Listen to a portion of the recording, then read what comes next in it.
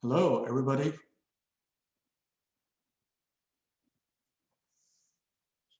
Thank you very much for the committee, for the invitation for me to deliver a keynote speech at the workshop on wireless power transfer in Seoul, Korea. Due to the pandemic, I won't be able to join this conference in person, which would have been a wonderful opportunity for me to meet everybody. However, I have to deliver this virtually, and I'm hoping that I'll be able to attend this virtually when the conference starts in November. So now let me switch over to my presentation.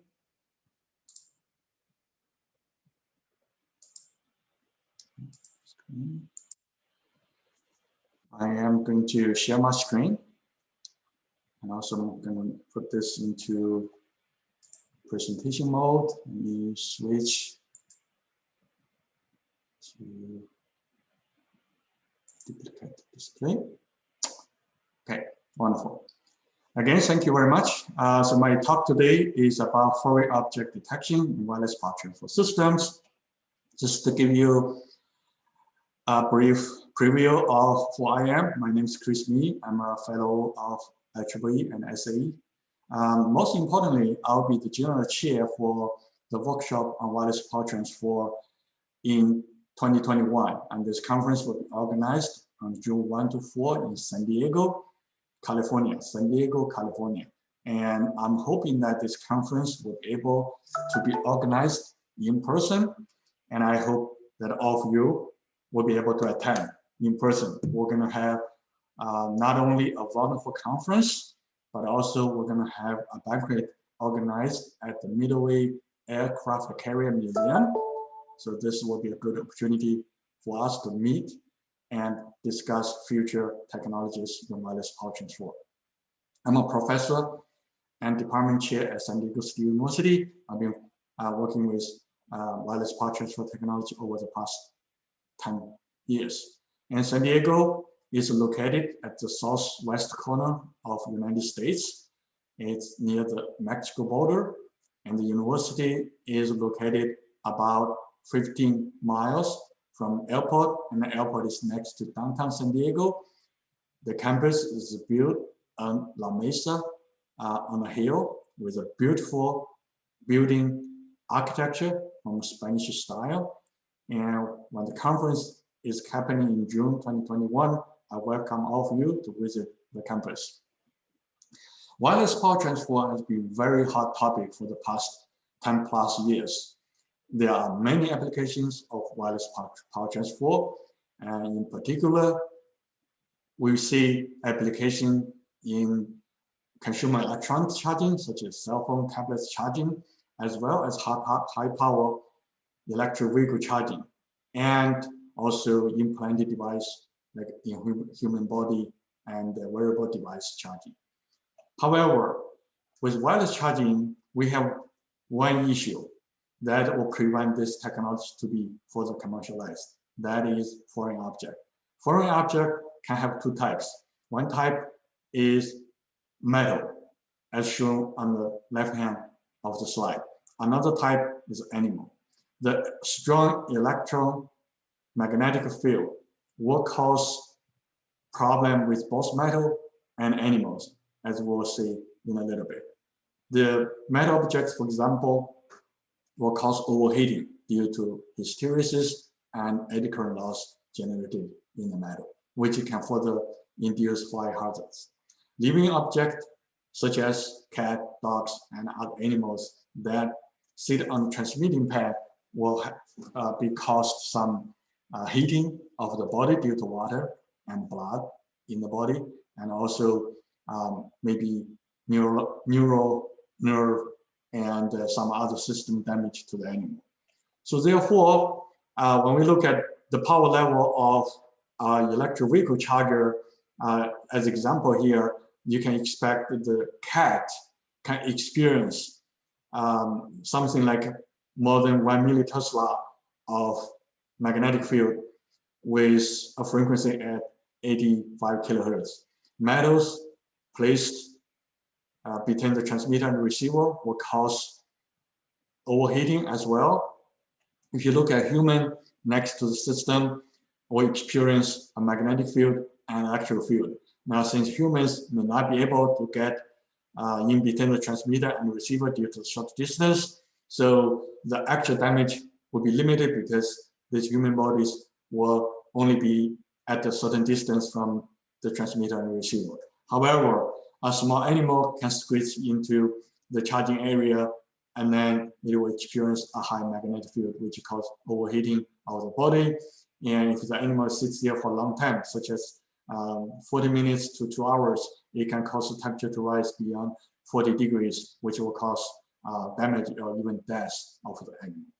So the metals can cause a lot of damage as well, because metals can be overheated and they can ignite objects near the metal, such as paper, leaves, plastic, wood, and other things that are next to this high temperature metal that is heated up by the magnetic field.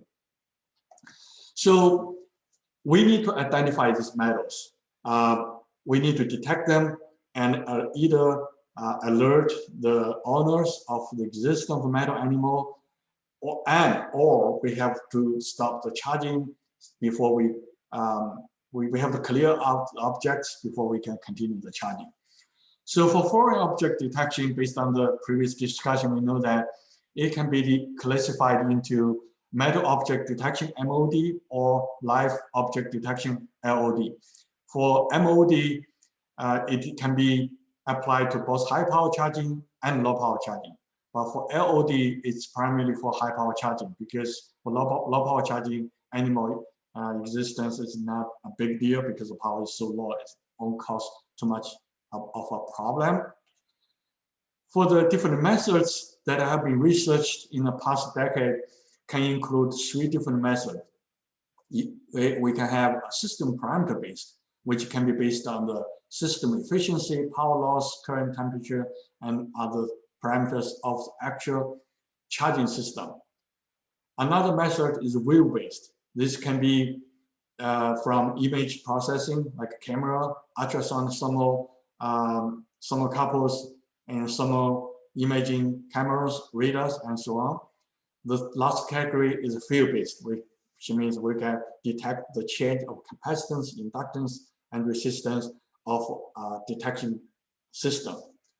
These methods, each of them have a certain advantage and disadvantage.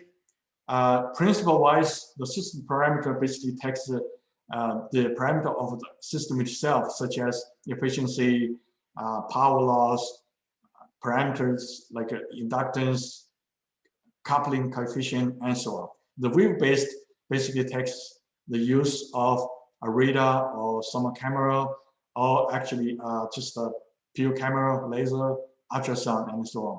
And the field-based basically looking at the parameter variation of a sensory circuit. So the power level of these 3 applications, apparently they're different. For system parameter-based, they're mostly applicable for low power. For the wave-based and field-based, they can be applied for both high power and low power applications. The cost for the system parameter-based is very low because it doesn't involve any additional hardware. The wave-based can be expensive because they make use of additional cameras, radars, sensors, and so on. The field-based is the medium cost and also medium precision. So based on the application, we can select any of these 3 methods, but each of them will have certain advantage in terms of accuracy, cost, and complexity. So let's first look at live object detection. The live object detection is primarily based on sensor or field. With the sensor method, you can imagine that we can use infrared sensor that can detect the motion, a motion sensor, which is radar that can detect distance. So if there's an animal coming in, the distance will change. Therefore, you can detect the existence of animal. You can use ultrasonic sensors. Pressure sensors can measure the weight. If an animal is stepped on the transmitting pad, we can use thermal sensors like thermocouples to measure the change of temperature. Light camera, similarly, we can measure changes in the light in the area. So many of these methods could be very good, but we have to balance the cost, accuracy, and sensitivity. The second big category is field-based detection. The field-based detection is primarily looking at the capacitance change due to the existence of an animal. This example shows where you can assemble a radar. The radar detects the distance. When there's no animal, the distance, we know the distance between the transmitter and the receiver. The radar is installed on the receiver side. It detects the distance from the transmitter to the receiver. When the animal is coming into this area, the distance from the receiver or the radar to the detection area is changed, it's shortened. So therefore, we can know there's an animal now in the area, so we can stop charging, so the detection is finished. The light camera and temperature sensors, many of them can do similar functions, especially camera. It can detect even motion and distance and existence of animal. The thermocouples on the other hand can only detect certain change. It may not be that accurate because really you cannot detect temperature for the whole area. You can only detect temperature of certain points in the system. Therefore, that may not be that sensitive. The field-based, which is based on the capacitance change, can be quite interesting, as this one needs minimal system design, hardware. The example shown on this picture use a layout of some coils, and these coils are designed in such a way that they have capacitance and inductance. They have fixed capacitance and inductance when there's no animal, so you know how much it is. When animal appears, the capacitance will change. So therefore, you can detect the percentage of change. Based on that change, we can know that if there's an animal or not. This is equivalent circuit. On the right hand, you see the equivalent circuit of the system without animal. So you basically have the coil plate capacitance and also plate to ground capacitance. The coil also has inductance. By designing this circuit in a way that it will resonate. Why resonant? Because resonant will help you to detect the change much more sensitive with much more sensitivity. The left-hand diagram shows there's an added capacitance between plate and object. Therefore, it changes the resonant condition. When the resonant condition changes, the output voltage, when you measure at the plate to ground, it will change. And that change can be quite significant. And as later on, I can show you that the change can be as much as 50% to 100%. Therefore, this is very easy to detect the existence of an animal. With that detection, apparently we have to use amplification circuit because otherwise you can not directly measure the inductance. Rather, we measure the voltage applied on the capacitance. So this circuit shows that you have inductance and the capacitance. The inductance is external inductance to induce resonance for the circuit. If you design the circuit such that it has its own internal or parasitic inductance and the capacity will resonate, that would be great. Otherwise, you may have to connect external inductance to force a resonant circuit. The detection will use like a multiplexer to switch in the detection coil at any given time, so you can detect each coil or each detection circuit. You can have multiple detection circuit, so not only you can detect the existence of animal, you can also detect the location of the animal if it's a small animal. There are many research already, many publications that you can search for. So here, just give you a simple list of the ones that we have reviewed. Therefore, you can look at different methods, and I think many of them are quite useful to design actual detection circuit for the live animal. So next, let's move on to the metal object detection. The metal object detection basically can have three different kind of methods. First of all, sensor-based. You measure the temperature, always a pressure sensor radar, and so on. However, this method sometimes is not as effective because metal can be as small as a 1-cent coin, or it can be as small as a nail. Therefore, it may not be that sensitive to these sensors. So therefore, it's not quite effective for high power. However, for low power system like phone charging, this may be used. Second big category is the parameter-based. And this method is looking at the self-inductance, quality factor, coupling, efficiency, power, and so on. So the metal can cause certain power losses to the system. Therefore, if it's a small power charging system, such as cell phone charging at 10 watts, for example, a 1 watt change means 10% change in the power output. Therefore, you can detect the existence of a metal. However, for high power charging, such as electric vehicles charging at 6 kilowatts, a 1 or 2 watt change is negligible. Therefore, the parameter-based detection method of a metal is mostly only applicable to low power, not high power. For high power, the most applicable method is a sensory pattern-based, which is based on the field, like electric field, magnetic field. We design a detection system or detection circuit, and we use that to detect the existence of a metal. And we're going to focus on this method in our next couple of slides. I just want to recap the change of temperature that can be caused by the magnetic field in the metal. Here on the table below, we're looking at a 3.3 kilowatt WPT system. And we want to measure the temperature in 2 minutes. 2 minutes, remember, this is 2 minutes only. And then we see the temperature rise to as minimal as 52 degrees with a key, or as much as 102 degrees with a screw, which is metal. So therefore, you can expect the system to ignite something next to the system. If you have paper, leaves, plastic, wood chips, or most dramatically, if you have a cigarette lighter with a flammable gas.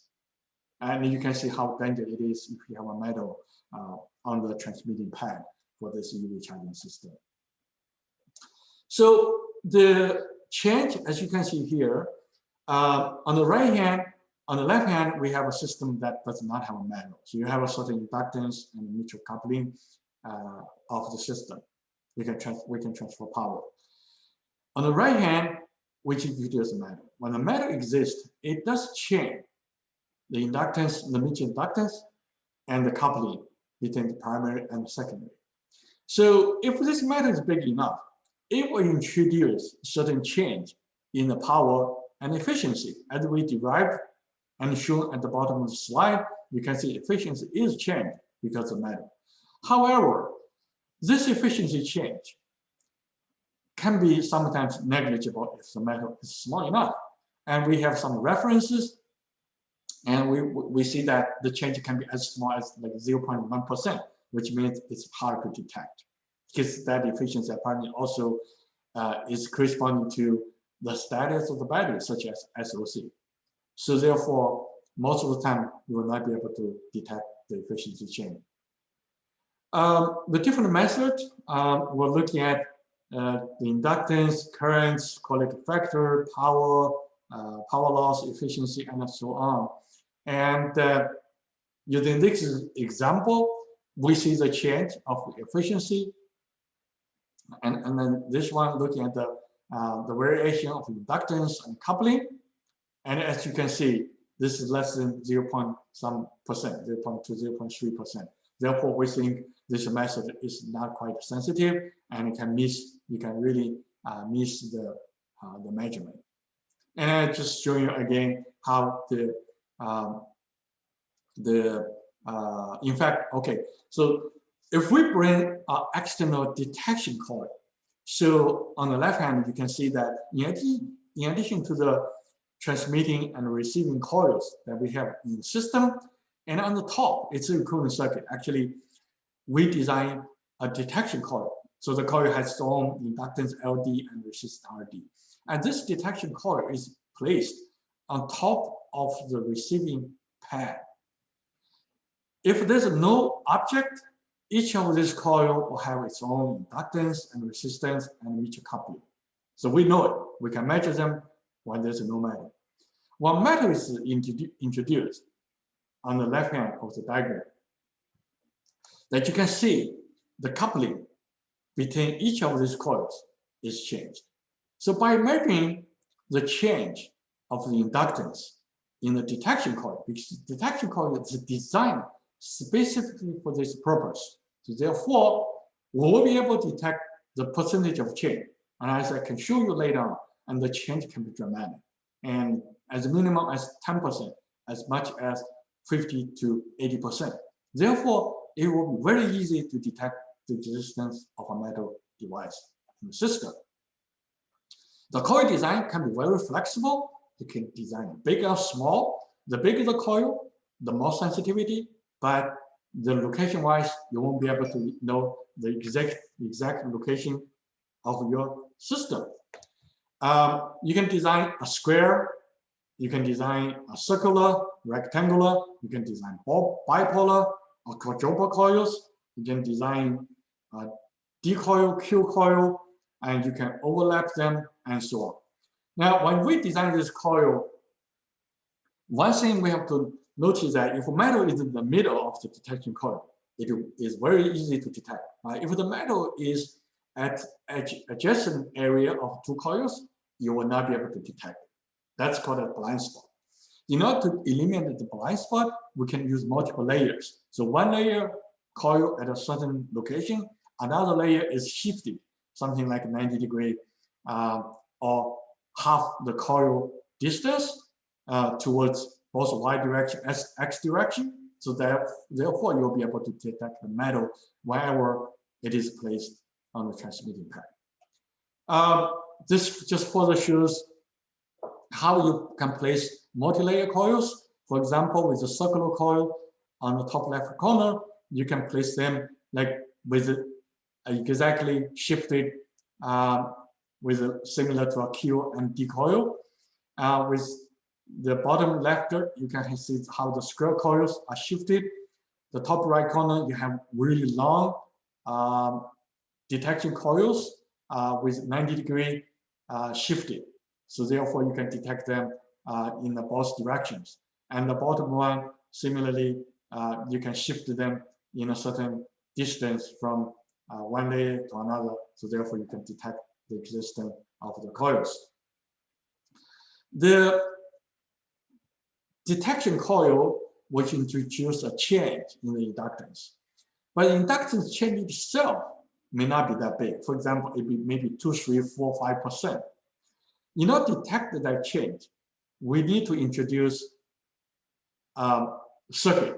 So that circuit itself has two functions. One is that it will introduce a resonant condition for the detection coil. So therefore, the change of the inductance is amplified. Secondly, we need to have switches to switch the circuit into our measurement circuit. So the measurement circuit will be able to measure the change of certain coils at a certain time. So for this type of like large power charging, often you might have to have something like 100 to 400 detection coils. Therefore, you can have one amplification circuit to pick up the change of this even 400 detection coils. So you have to have switches to switch them in and out. In terms of detection coil, on the left hand, we have a circuit to pick up the voltage change. So we basically measure the voltage at the circuit to see how much it's changing. The right hand circuit is to measure the phase, which is phase lock loop to measure the phase change. So both circuit are applicable to the different applications. Often the voltage measurement is more accurate and sensitive than the phase measurement circuit. So this one, finally, we compare the different methods based on the different features. Like the sensor-based, you can have the different measure temperature, measure distance, measure pressure, and so on. The parameter-based to measure the efficiency, measure the inductance change, and so on. And the sensor pattern-based is an actual independent detection circuit. The advantage of the sensor-based is very accurate, especially for animal detection. It doesn't have anything to do with misalignment and power level and SOC of the battery and so on. But the disadvantage is that it can cost a lot of money to build.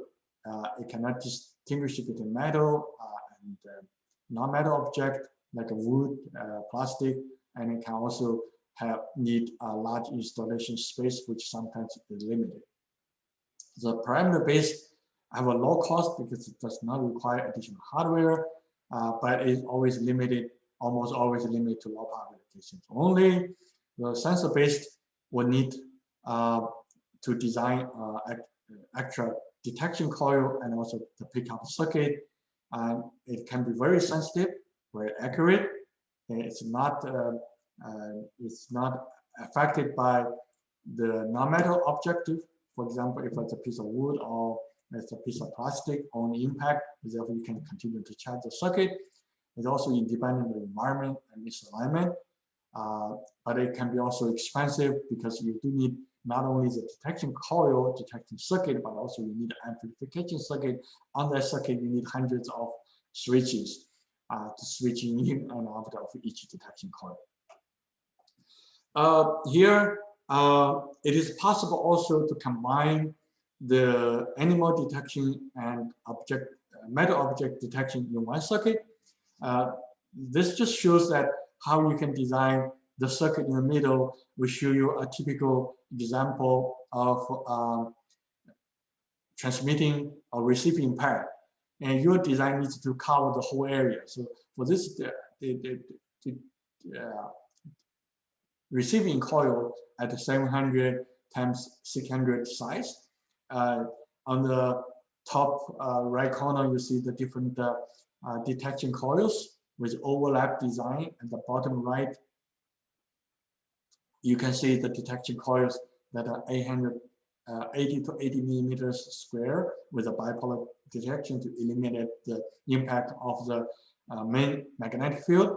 So you're going to need quite a few of these coils to be attached. And sometimes we design even smaller coil. Therefore, you need many of these coils to be placed on top of the receiving pad. On the left hand, we show the circuit where you can see that you may need multiple switching devices, such as a relay or some other switching device to switching in the detection coil. And the output of this one is connect to a filtering circuit and rectify, and then eventually this connect to an MCU, a microcontroller, so that you can detect the existence of metal device on that receiving pad. With our work, recently we designed this detection circuit. We did this experiment with 25 detection coils. We're able to detect the existence of a metal, which is one coil, 1 cent US coin. As you can see from the bottom diagram, the change is anywhere from 40% to 80% for almost all the coils when the frequency is at 0.92 to 0.93 megahertz. The bottom left circuit, the bottom left diagram shows the change at a fixed frequency, 0.93 megahertz, with charging at 3.3 kilowatts. As you can see, the change is as small as 10%, but as big as 60% for the 25 coils. So the 25 coils will cover a section of the receiving circuit.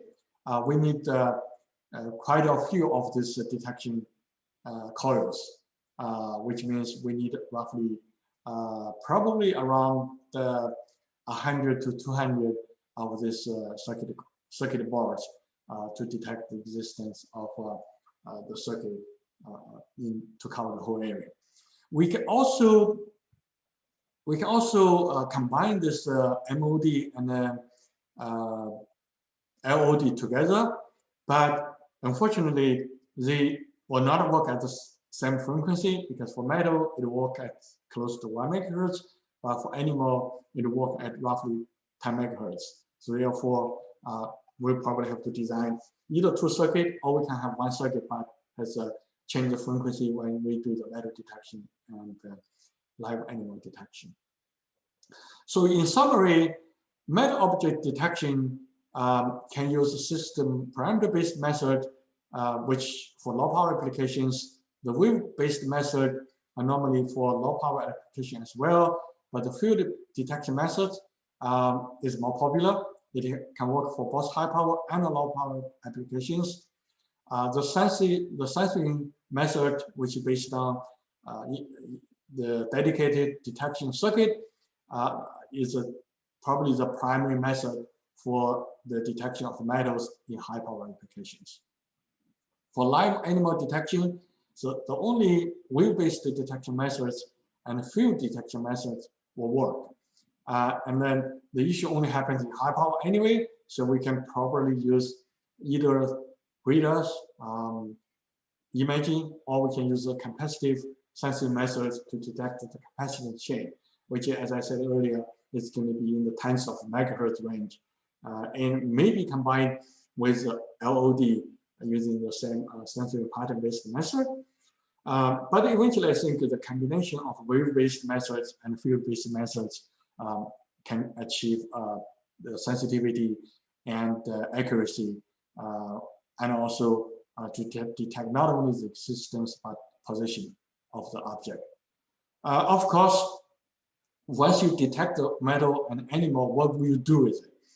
We know that we have to stop charging because the metal can introduce very catastrophic events even.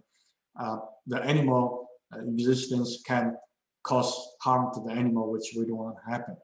But if you just simply stop the charging, which can cause inconvenience for the driver because he or she may not find the vehicle to be drivable after all. So therefore, a few actions can be taken. One, stop charging. Two, notify the driver, the owner of the vehicle. Three, we maybe even can design some systems such as sweeping the system or create some noise for the animals to go away and so on. So this is for the research. I think it can be done.